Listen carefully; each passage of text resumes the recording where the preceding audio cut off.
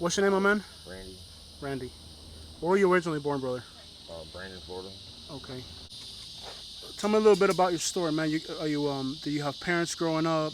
Yeah, they live right here in Stephanie. Okay.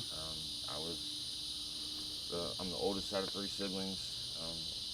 Parents put me in foster care when I was 7 for some reason, Yeah. and life's been pretty much downhill from there. Okay. So the foster care system, a lot of people out here in the streets go through that struggle. I went in at 7 and I aged out at 18. My whole life in foster care, Okay. running away, but in and out of jail. I almost got adopted once. Um, then when I was 17, I just decided to straighten up right before I turned 18. Got my GED, went ahead and went to college, and then screwed up my whole career. I caught a couple charges, and instead of becoming a cop, now I'm homeless. So your goal was to be a cop. Yep, PPD. Okay. I mean, coming from the foster care system to want to make that be a goal, that's a lot of dreaming. That's a lot of hope and aspiration. Yeah, I wanted to be on SWAT team. Yeah. Yeah. But now you might end up on the other side of that SWAT team. No. No? No. Almost. Yeah. But I straightened up though. I mean, I caught some charges back when I was 21. Almost went to prison, but then I just decided, nah, I'm straightening up from there. So what led you down the path of kind of, I mean, first of all, the foster care system is it's not an easy route. No, it's not. I mean, I had a friends that went through that, and you always feel like you're not loved. Home to home. Never really get any friends. Yeah. It's a very, very emotional road, Yeah. and a lot of people don't make it. I'm surprised I decided to straighten up at the last minute Yeah. because I went to prison when I was 15. So Prison at yes, 15. juvenile. I went to DeSoto Juvenile Correctional Facility. Arcadia. Yep, sure did. Yeah. 10 months, 20 days. That's the worst place to live down that way, bro. Yep. Then, how you end up in Arcadia? Um, let's see. When I was 12, I ended up catching a couple charges. I stole my aunt's car, stuff like that. I was on probation, and Yeah. I hit a dude in the head with a skateboard, and that right there violated my probation. And they ended up sending me to Arcadia. I know for a fact because my close friend went through the foster care system, and we were very close. And it's the feelings of rejection, of my parents didn't love me. Yep. You see the other kids' parents taking them to the beach, and you ain't going to the beach. I mean, that's a painful journey. It really is, especially when I was the only one out of three siblings that went to the system. Like my parents, I didn't understand it. I still don't. But my parents put me in the system, kept my brother and sister. They said I was a problem child. I don't know. I got expelled from Lopez Elementary when I was 7 for hitting the principal with a chair. Random as shit. I don't know why I did it for, Yeah. but that's what my parents put me in the system for.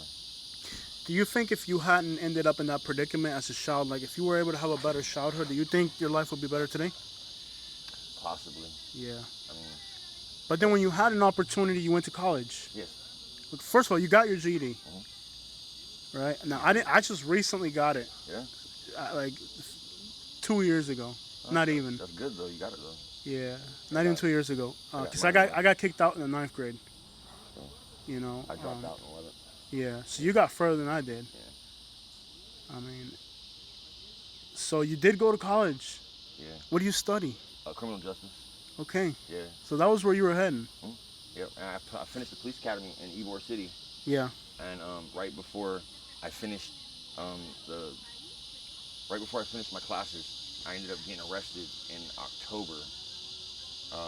No, September 28th, and I got released October 7th, and they dropped the charges, and then I went back to the school to make sure everything was okay, and they had me sign some paperwork so I can't work for FDLE Okay. because I got in trouble. Yeah. What do you think? I mean, obviously you had some childhood trauma, without a doubt. Yeah.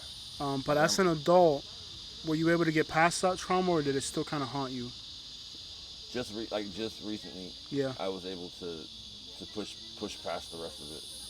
I'm 32 years old, Yeah. and like just within the past 5 years, I've finally gotten over losing my grandma at 10 years old. You know?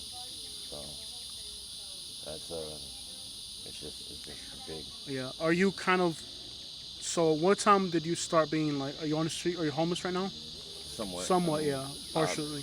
I, all right. So I was homeless for about 5 years, and then I got off the streets. I was staying with this guy named Ed, and I was living there for 6 years on his property, maintaining his property for him, and then I ended up getting arrested for something stupid. They dropped the charges. I got out, and the old man sold the property, so I got out to not having a home after 6 years of being off the streets. So now I'm pretty much back out here.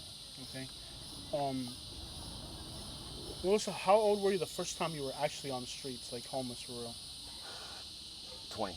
20. Yes, Okay. I was 20 until about 24, Okay. and then I got off the What streets what for a was year. it like when you first saw yourself like out there in that predicament? It was bad. I mean, it was really bad. You go, honey. Go ahead. Just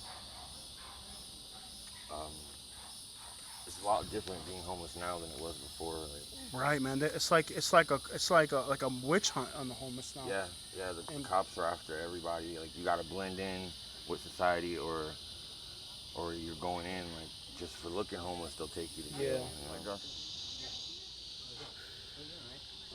So, do you feel like at this point, do you feel like you can still get your life together and kind of like focus on make goals and stuff like that, or It's possible. I mean, yeah? Is there a motivation for you to want to do that in you? Or? that's the only reason why I'm still alive. Yeah. Yeah. All right. Like, ideally, like, what are some of the things you could like see yourself doing like for your betterment in the future? Living. Just living. That's about it.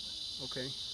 Life hasn't given me an opportunity to push forward, so Okay. at least it's not pushing me backwards. Right. So that phrase that you say is very important. Life hasn't given you an opportunity. Yeah. Now, when life gives you an opportunity, I'll take it. okay, yeah, because there are a lot of people that life, like you said, if you came from foster care, life hasn't been. What are some of the types of criminal charges you face? I mean, obviously that's gotten in the way of a lot of your dreams. A lot of violent crimes. Okay. Aggravated battery, mainly battery, aggravated assault. Okay. Is it just some? It's all over 10 years ago. Yeah. Do you? Is it that you take substances that make you angry, or No, you're tight fused, or people try you? tight or short fuse. Short fuse, yeah. I've worked on it a lot though. Now I just brush it off and walk away. Yeah. It's not worth it no more. Okay. Yeah, you get older, you get more mature. You realize it ain't really worth it. Yeah, that's real. Yeah. Lately, you said being homeless has become very difficult. It has. Um, Just this morning, I fell asleep waiting for my friend to go fishing. I got woke up by 7 cops. Wow. Yeah. So today you had an encounter Yes. with law enforcement. Yes. Okay. How did that go down?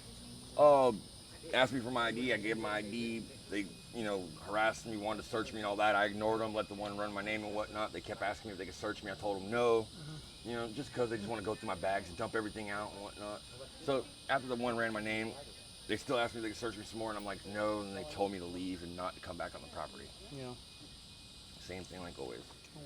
How often do you encounter law enforcement wanting to frisk you or less? Or Well, I try not to encounter law enforcement often, but whenever they want to pull up and mess with us, so monthly basis, sometimes weekly. sometimes weekly. Okay. Most of them know me by first name, so I just, chat with them for a second and they send me about my way. Yeah. But either way, though, it gets annoying sometimes, Yeah. when they call you by name and ask you, especially when you're talking to some of your friends or something, or even your mom. My mom works, and I'll have them call me out right in front of my mom or something. Lawson, what are you doing? Talking to my mom. All right, well, stay out of trouble. It's kind of embarrassing, Yeah. but it happens. Gotcha. What is the nicest thing somebody's ever done for you since you've been out here? Like something that somebody did for you to help you that you remember and always appreciate. About 8 years ago, there was a lady. I was flying a sign up on Lakewood and MLK about 8 o'clock at night. About 20 lights passed by it. I did not make $1, and I was really hungry. I got up to leave, and a lady pulls into the gas station, and she honks her horn and calls me over to her car. And I walked over, and she hands me an envelope, Yeah. one of the ones that, from church or whatever. And on it, it said, "When I reap, you will be rewarded 100%. And I opened it, and she'd already pulled out and left. And I opened it, and there was $366 in it. Wow. That's the nicest thing anybody's ever done. Wow. That's good, man. So people do care about helping. I think Tampa's a very generous city I think so too. compared to other places. There's places where people don't help, but I feel like in Tampa, there's good-hearted people in Tampa.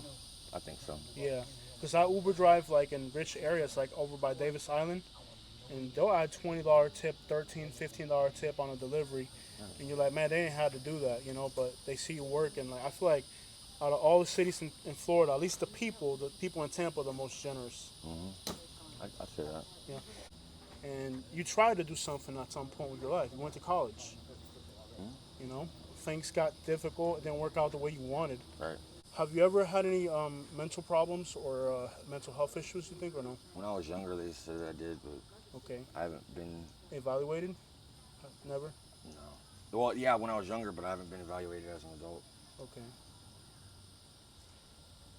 Have you ever been arrested for trespassing? Yeah. Okay.